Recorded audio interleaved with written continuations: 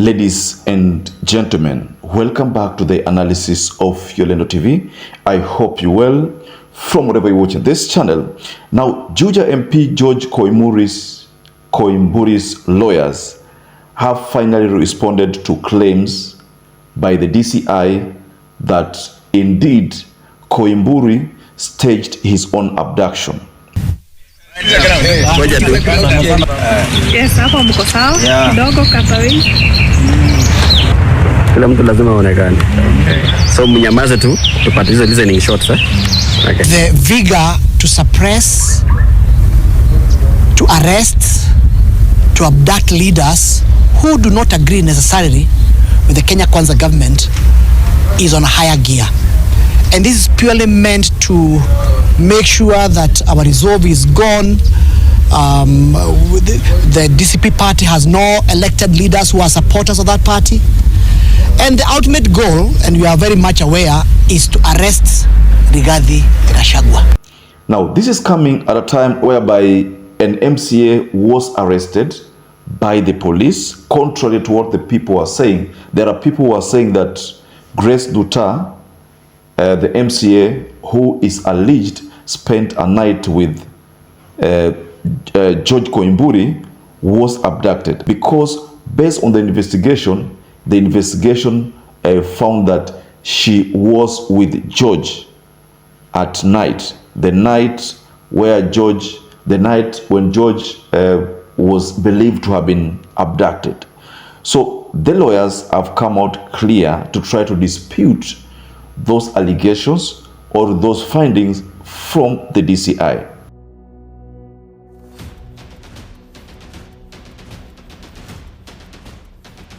So the big question, ladies and gentlemen, here is, who is telling the truth? Whom do you believe is telling the truth? The lawyers are saying that the DCI is not telling the truth. The DCI is doing its own investigation and has come out with a series of evidences that are proving that George Koimburi must have self-abducted himself. So who is telling the truth? I want to just go below in the comment section and you can offer your reaction on this development.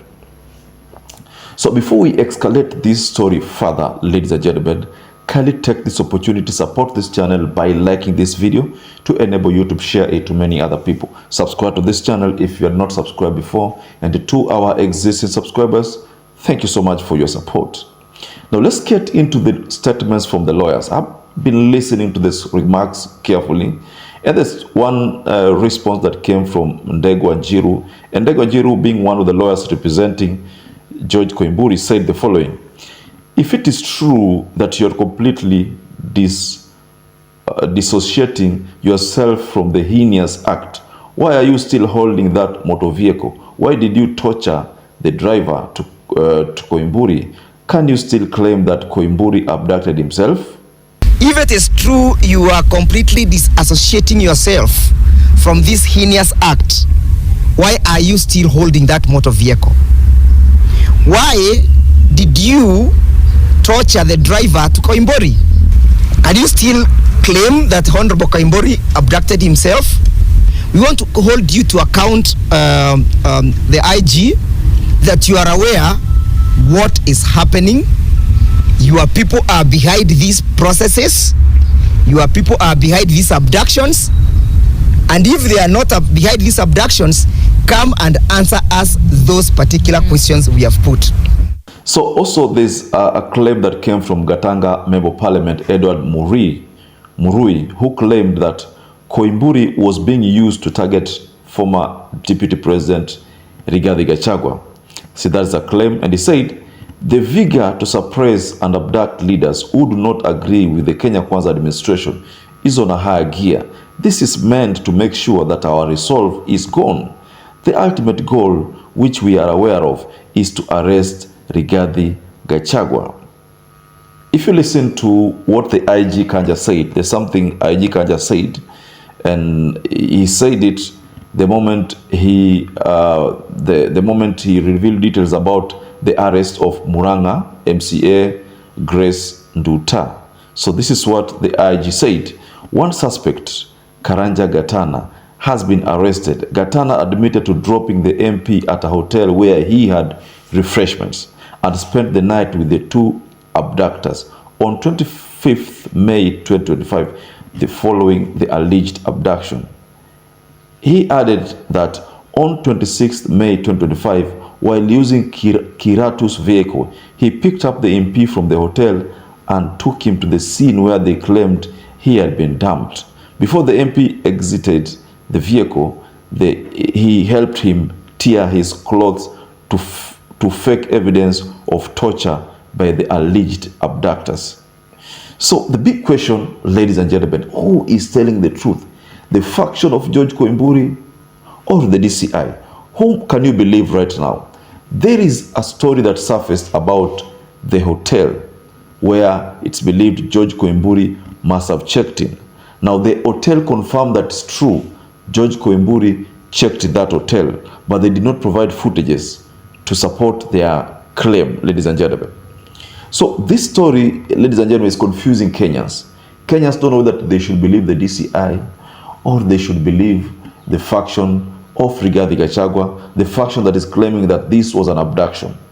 But you see, the faction of DCI is claiming that this was a self-abduction case.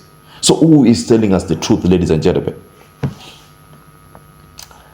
It's very easy for people to believe the faction led by Rigathi Gachagua because there's already a feeling that the government and some rogue police have been abducting Kenyans ever since the emergence of the Gen Zs.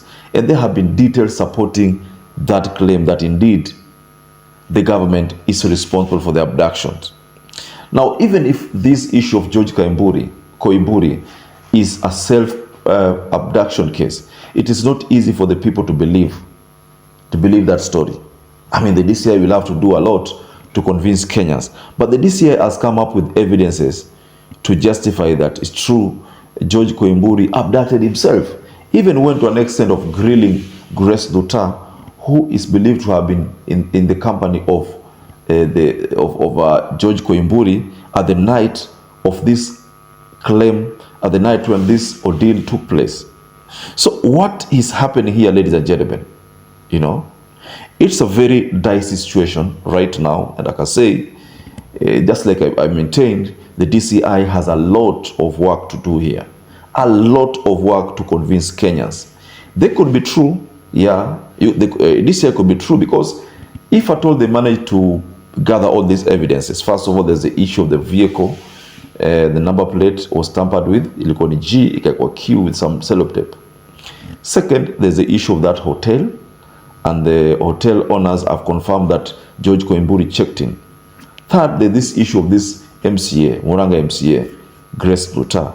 She was arrested, and the story behind it is that she was with George Koimburi. So, you know, this story imetoka from this abduction to now affecting George Koimburi's matrimonial home, because now the wife will ask herself, if George Koimburi was with this woman, then what was she doing? What was he doing with this woman at night? You see, that is another problem, ladies and gentlemen.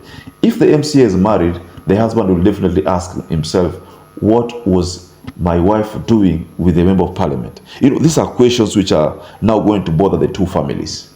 Imetoka from now this issue of just an abduction to now issues matrimonial. What were they doing, the two of them?